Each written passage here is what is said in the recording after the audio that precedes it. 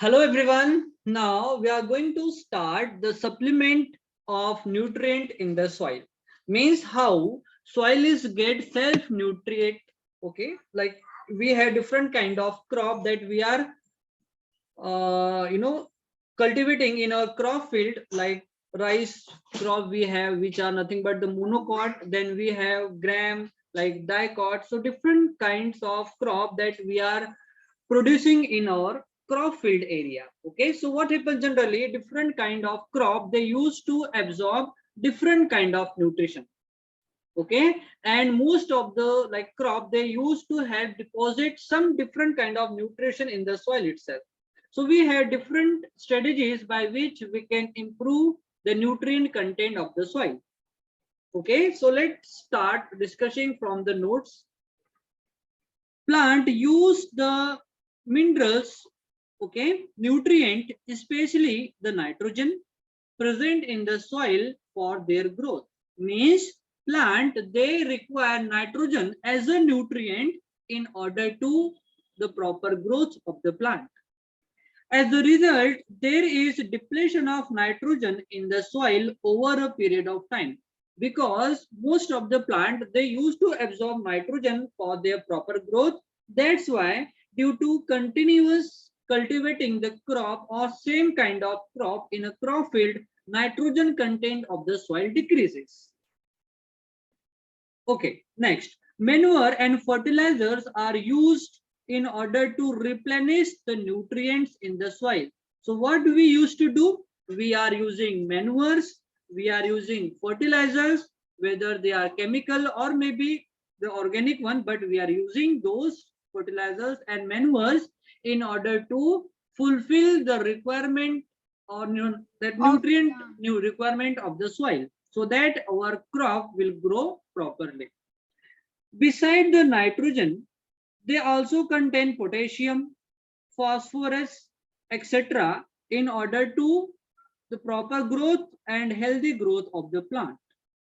Okay, so they require nitrogen, they require potassium, they require phosphorus. Okay, it is also called as NPK. If you will write in a sequence, NPK, nitrogen, phosphorus and potassium.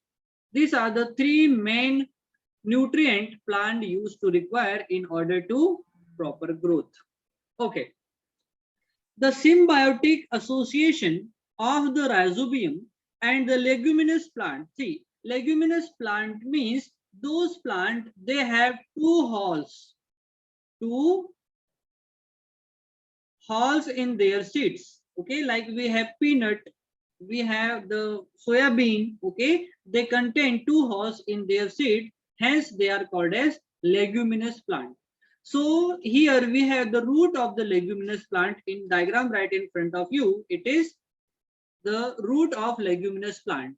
So see, in roots of the leguminous plant, they contain nodules, as you can see here. These are the root nodules. Okay, these are the root nodules. Root nodules. Okay, so in root nodules, one important bacteria called rhizobium. Okay, that rhizobium bacteria used to grow in root nodules of the leguminous plant, and that rhizobium bacteria get nutrient and the shelter. Nutrient plus shelter from the leguminous plant root. Okay, that means bacteria is getting benefited by having nutrient and shelter. And that rhizobium bacteria have capacity to convert free nitrogen of the surrounding into nitrite and a nitrate form. Nitrate. Nitrate, nitrate form. These are nothing but the salt form of the nitrogen. Okay. In our atmosphere, we have 78% nitrogen. Whatever the air we are breathing, we used to absorb 78% of nitrogen. But that we used to breathe that nitrogen, but it is not going to absorb in our body because it is metabolically neutral. nitrogen, that free nitrogen which is present in our atmosphere, which is metabolically neutral.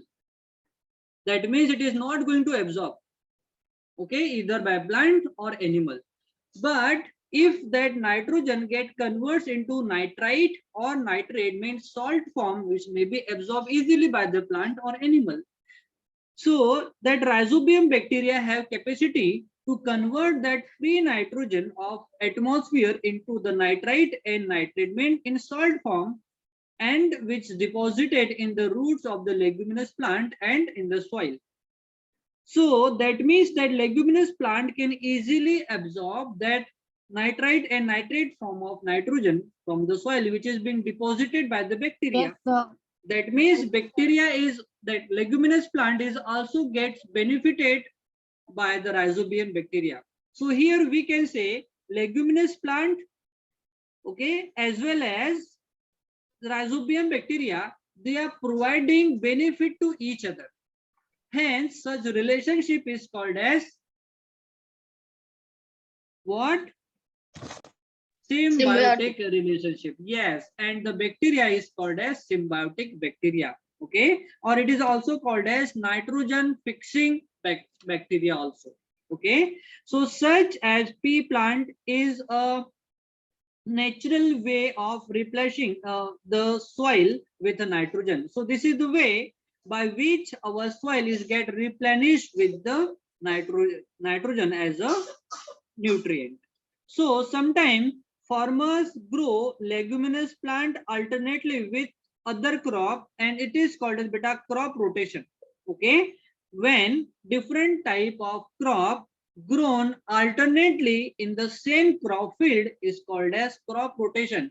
So farmers that used to crop rotation in their crop field will increase the yield of the crop. Okay, and this is the important method which is used by the farmers. Okay, everyone. Yes, Yes. sir. So this is the way we can maintain the nutrient content of the soil with the help of applying crop rotation technique. Okay, so we have some information that we have to go through. Root of the plant such as pea contain bacteria called rhizobium, and rhizobium converts atmospheric nitrogen into the usable form like ammonia. Okay, the plant in turns provide nutrition for the bacteria for its growth. Okay, so this is the way bacteria as well as leguminous plant, they are getting benefit from each other. So again, I want everyone, if you want to take a screenshot, you can take from here.